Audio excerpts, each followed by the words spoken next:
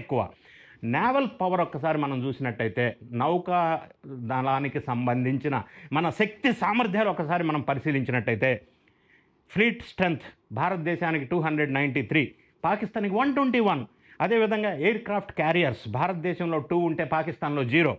Submarines భారతదేశంలో 8 ఉంటే పాకిస్తాన్లో కూడా 8 ఉన్నాయి. డిస్ట్రాయర్స్ భారతదేశంలో 13 ఉంటే పాకిస్తాన్లో 0 ఉన్నాయి. ఫ్రిగేటర్స్ భారతదేశంలో 14 ఉంటే పాకిస్తాన్లో 9 ఉన్నాయి. కార్వెట్టర్స్ భారతదేశంలో 18 ఉంటే పాకిస్తాన్లో 9 మాత్రమే ఉన్నాయి. భారతదేశానికి పాకిస్తాన్కి సమానంగా ఈక్వల్గా ఉన్న ఈ యుద్ధానికి సంబంధించిన ఏదన్నా ఉంది అంటే nuclear weapons. Yes, nuclear weapons పాకిస్తాన్కి భారతదేశానికి సమానంగా ఉన్నాయి. ఇక్కడ ఒక చిన్న విషయం గమనించాలా, న్యూక్లియర్ వెపన్స్లో భారతదేశం ఒక ప్రిన్సిపల్ కట్టుబడి ఉంది. న్యూక్లియర్ వెపన్ భారతదేశం ఏ దేశం మీద కూడా మనంతట మనం ఫస్ట్గా యూటిలైజ్ చెయ్యం.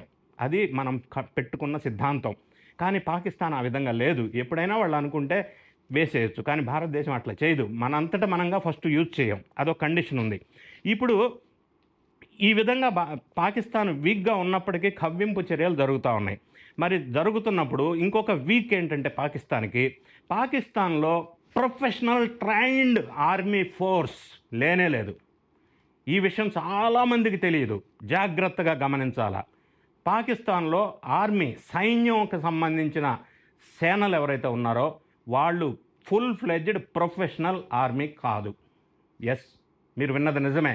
ఎందుకంటే పాకిస్తాన్ సైన్యం అన్ని అడ్మినిస్ట్రేషన్లోనూ, పాలిటిక్స్లోనూ, బిజినెస్లోనూ, రియల్ ఎస్టేట్ బిజినెస్లోనూ అన్ని రకాల బిజినెస్ చేసేది పాకిస్తాన్ సైన్యం.